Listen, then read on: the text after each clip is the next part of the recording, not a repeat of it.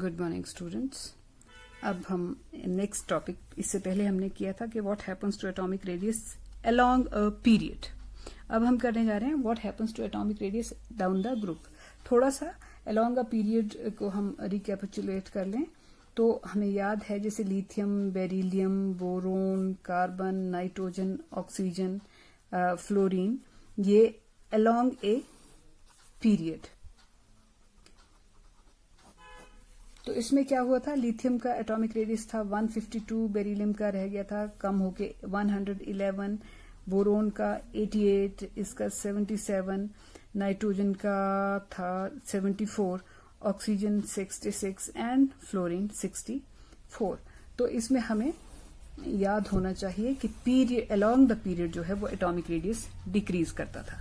But अब हम down the group देखेंगे। डाउन द ग्रुप मतलब लिथियम से ही हम किस तरफ को चलेंगे, सोडियम, पोटाशियम, रुबीडियम, सीजियम की तरफ चलेंगे। ये क्या है, ग्रुप है। और हम देखेंगे कि इसमें क्या होने वाला है एटॉमिक रेडियस को, और जो हो रहा है उसका कारण क्या है। देखें, जब आप now see this is lithium. Lithium has 3 protons and its configuration is 1s2 2s1. 1s2 means first principal shell में 1s2 2s1. First principal shell में 2 electrons और second principal shell में 1 electron. And this is sodium. 11 protons जो कि lithium में 3 थे, यहाँ पे कितने हैं, 11 हैं। लेकिन मतलब न्यूक्लियस तो पावरफुल हो रहा है। फर्स्ट प्रिंसिपल शेल में 2 electrons, sodium is 1s2 2s2 2p6 and 3s1। First principal shell में 2 इलेक्ट्रॉन्स, उसके बाद सेकंड प्रिंसिपल शेल में 8 इलेक्ट्रॉन्स, और उसके बाद थर्ड प्रिंसिपल शेल, यहाँ पे 1 2 और थर्ड प्रिंसिपल शेल भी सोडियम में है। जबकि लिथियम में कितने प्रिंसिपल शेल्स थे, 2। अब क्या हुआ कि ठीक है, आपने न्यूक्लियस को लिथियम की अपेक्षा सोडियम में न्यूक्लियस पावरफुल है, लेकिन और प्रॉब्लम्स भी देखिए कि लिथियम में केवल 2 प्रिंसिपल शेल थे, सोडियम में एक नया प्रिंसिपल शेल आपने 1 2 थर्ड प्रिंसिपल शेल भी ऐड कर दिया, पोटाशियम में आप एक और प्रिंसिपल शेल ऐड कर देंगे। मींस जब भी हम डाउन द ग्रुप चलते हैं तो हमेशा हर स्टेप में एक नया प्रिंसिपल शेल ऐड होता जा रहा है। और फिर उससे क्या दिक्कत आ रही है जो हमें अभी देखनी चाहिए, ये लास्ट इलेक्ट्रॉन है।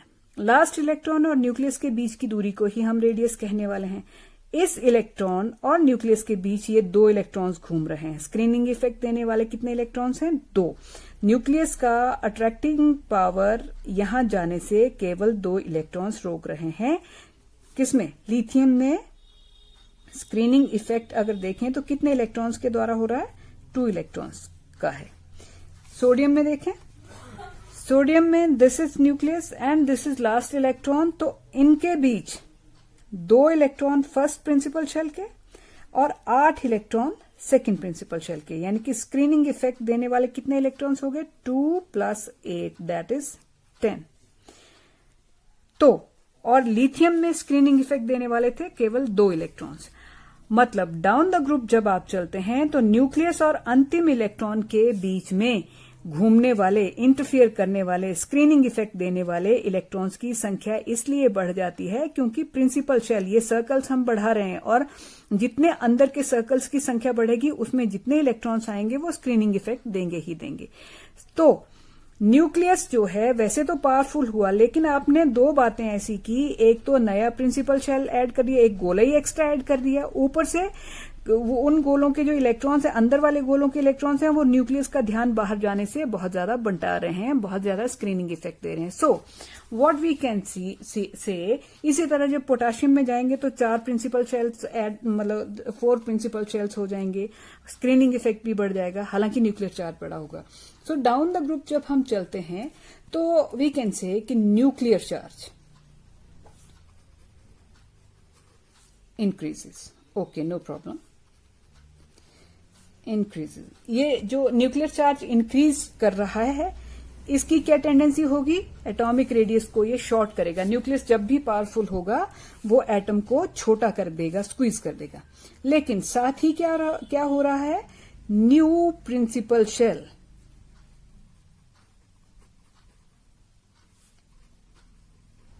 is added. हर स्टेप में एक नया प्रिंसिपल शेल ऐड हो रहा है. लिथियम में 2 प्रिंसिपल शेल थे, सोडियम में 3 हो जाएंगे, पोटाशियम में 4 हो जाएंगे, रुबिडियम में 5, उस तरह से नीचे चलते. किसी भी ग्रुप में डाउन द ग्रुप आप जब चलेंगे तो in every step a new principal shell will be added.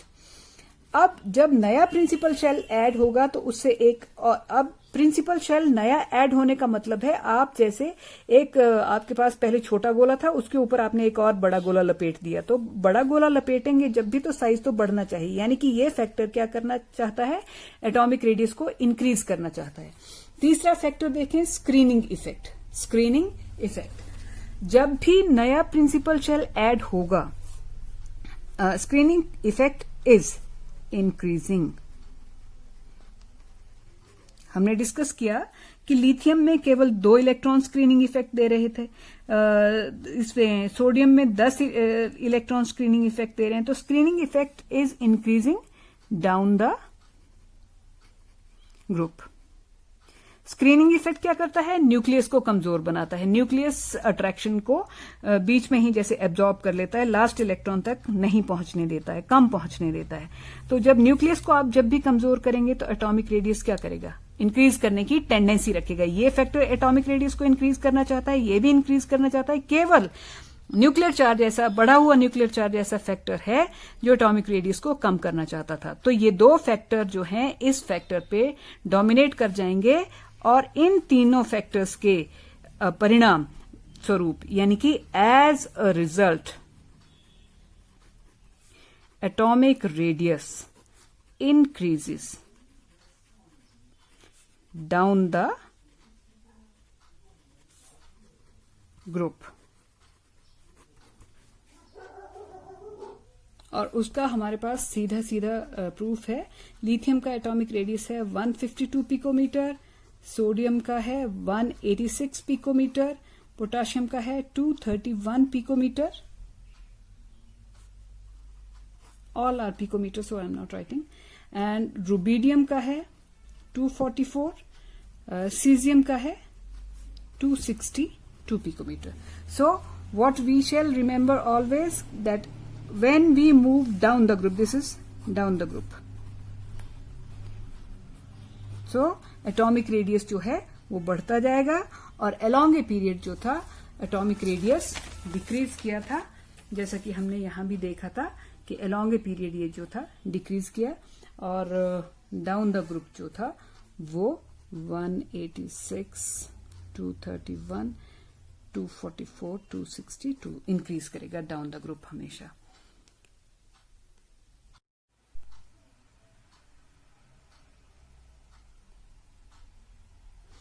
Students, now we are going to discuss that why size of cation is smaller than that of parent atom, but size of anion is bigger than that of parent atom.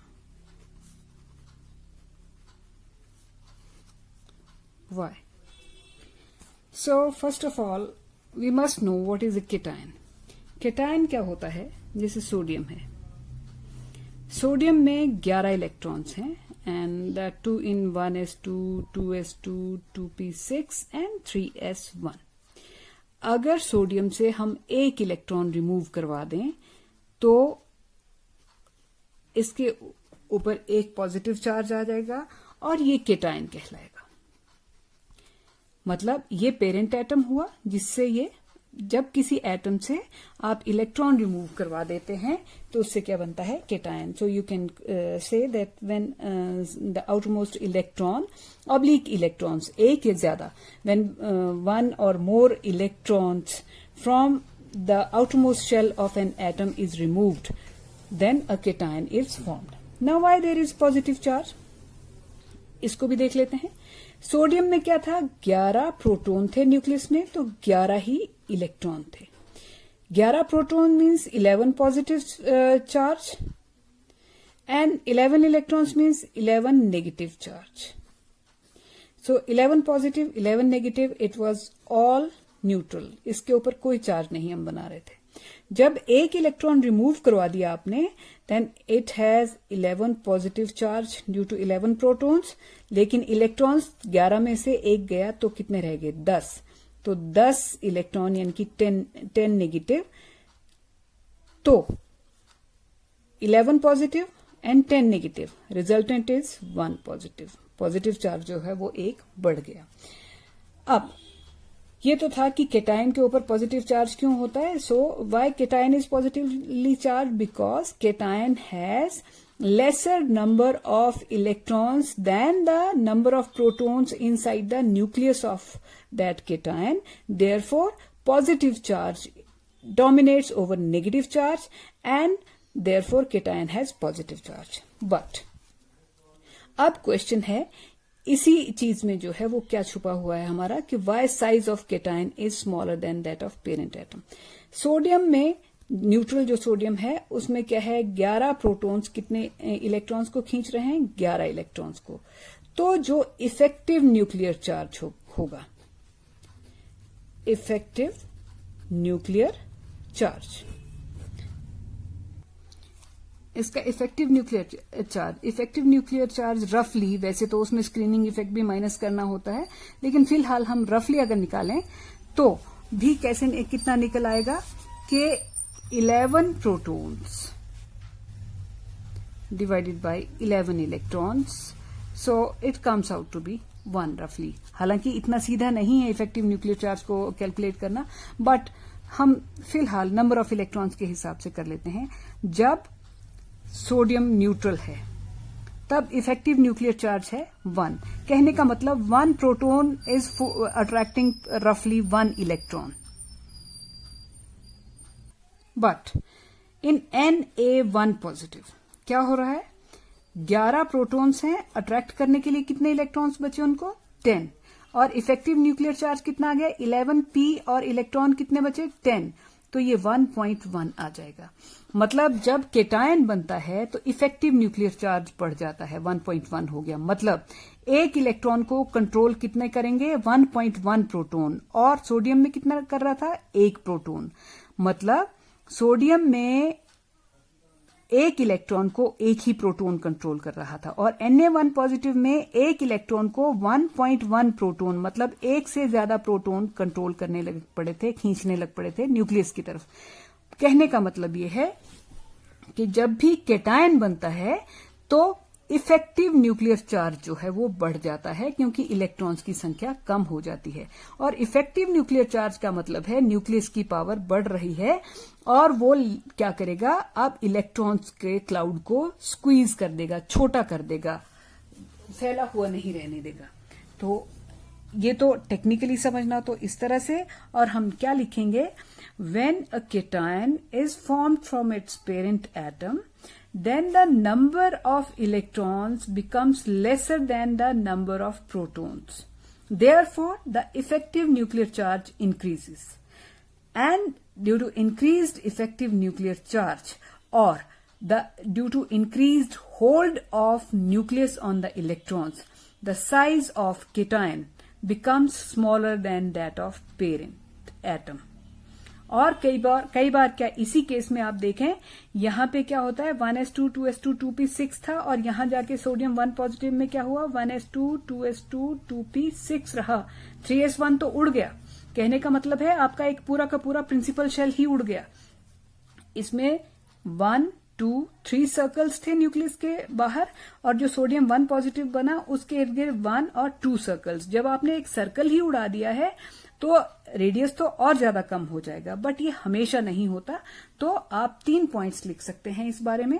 So we must conclude that when a cation is formed, number of protons in the nucleus become higher than the number of electrons outside. पहली बात। दूसरी बात क्या कहेंगे? Sometimes, not in all cases, ये alkali metals में हो जाएगा, alkaline earth metals में हो जाएगा, मतलब एल्यूमिनियम वाले ग्रुप में भी अगर 3 इलेक्ट्रॉन्स रिमूव करवाएं तो हो जाएगा, but not everywhere. So sometimes the outermost principal shell is removed by removal of last electron. जैसे सोडियम में एक इलेक्ट्रॉन हमने रिमूव किया तो उसका थर्ड प्रिंसिपल शेल सारा रिमूव हो गया। As a result, the hold of nucleus on electrons increases and size of cation becomes smaller than that of parent atom. Now we discuss the second thing. कि why size of anion is bigger than that of parent atom. Anion बनता कैसे है? जैसे fluorine है 1s2 2s2 2p5. आपको मैंने बताया कि फ्लोरीन को बहुत स्ट्रांग टेंडेंसी होती है कि मुझे एक इलेक्ट्रॉन मिल जाए तो मैं नियॉन जैसी मेरी इलेक्ट्रॉनिक कन्फिगरेशन हो जाएगी, और जब फ्लोरीन एक इलेक्ट्रॉन एक्सेप्ट कर लेगा तो फ्लोरीन 1 नेगेटिव बन जाएगा और इसकी कन्फिगरेशन हो जाएगी 1s2 2s2 2p6 noble gas configuration. लेकिन साथ ही देखो कि फ्लोरीन में थे पहले 9 प्रोटॉन इक्वल टू 9 इलेक्ट्रॉन्स, लेकिन अब क्या हो गया, प्रोटॉन तो उतने ही रहे लेकिन इलेक्ट्रॉन यहां 5 था और यहां 6, इलेक्ट्रॉन कितने हो गए 10 इलेक्ट्रॉन.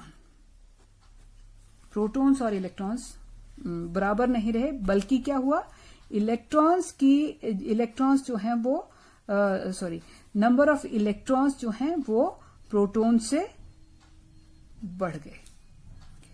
अब इस बात का क्या इफेक्ट रहेगा, यहां पे इफेक्टिव न्यूक्लियर फ्लोरीन एटम, ये था एटम, और जब किसी एटम में आप एक्स्ट्रा इलेक्ट्रॉन ऐड कर देते हैं तो उसके ऊपर नेगेटिव चार्ज आ जाता है, तो उसे बोलते हैं एनायन. एनायन में क्या, एनायन पे नेगेटिव चार्ज क्यों होता है, क्योंकि एनायन में number of electrons becomes more than number of protons. Electrons means negative charge और protons means positive charge. Atom में जितना पॉजिटिव चार्ज था उतना नेगेटिव चार्ज था, और एनायन में नेगेटिव चार्ज ज्यादा है, किससे, पॉजिटिव चार्ज से. ओके, इसलिए जब नेगेटिव चार्ज यहां ज्यादा हुआ, 10 नेगेटिव और 9 पॉजिटिव को ऐड कर दें तो क्या आता है 1 नेगेटिव. नेगेटिव चार्ज तो इसलिए होता है. Now we see the atomic radius, atomic और एनायनिक रेडियस. एटम में इफेक्टिव न्यूक्लियर चार्ज क्या था, 9 proton divided by 9 electron, that is 1. और अब क्या हो गया है, 9 proton divided by 10 electron, that is 0.9. Means atom का effective nuclear charge is higher than that of anions effective nuclear charge. Atom का 1 है रफली, अगर बात की जाए, स्क्रीनिंग इफेक्ट पे हम फोकस ना करें, और इसका कितना है 0.9. सो हमें ये एक बात बड़ी साफ समझ आती है कि जब एटम से एनायन बनता है तो नंबर ऑफ प्रोटॉन्स दोनों में सेम है, लेकिन प्रोटॉन ने क्या कंट्रोल करना है, इलेक्ट्रॉन्स. यहां पे 9 प्रोटॉन को 9 इलेक्ट्रॉन कंट्रोल करने को है, यहां पे 9 प्रोटॉन को 10 इलेक्ट्रॉन्स कंट्रोल करने को है. तो इलेक्ट्रॉन्स ज्यादा हो गए, प्रोटॉन कम हो गए. अब प्रोटॉन्स का इनके ऊपर होल्ड और कंट्रोल कम हो जाएगा. जब भी प्रोटॉन्स और न्यूक्लियस का इलेक्ट्रॉन्स के ऊपर होल्ड या कंट्रोल कम होता है तो वो फैल जाते हैं. फैल जाएंगे इसका मतलब रेडियस बढ़ जाएगा, तो कहने का मतलब एनायन का रेडियस इंक्रीज कर जाएगा. सो हमें इसको कैसे कंक्लूड करना है. So what happens when anion is formed by adding 1 और more electrons to an atom. So the number of electrons become greater than number of protons in an anion, and the effective nuclear charge decreases. So the electron cloud expands. Electron cloud means nucleus के इर्द-गिर्द जो electrons का वो cloud है वो expand कर जाएगा. Expand means फैल गया means size बढ़ गया. Hence size of anion is bigger than the size of parent atom.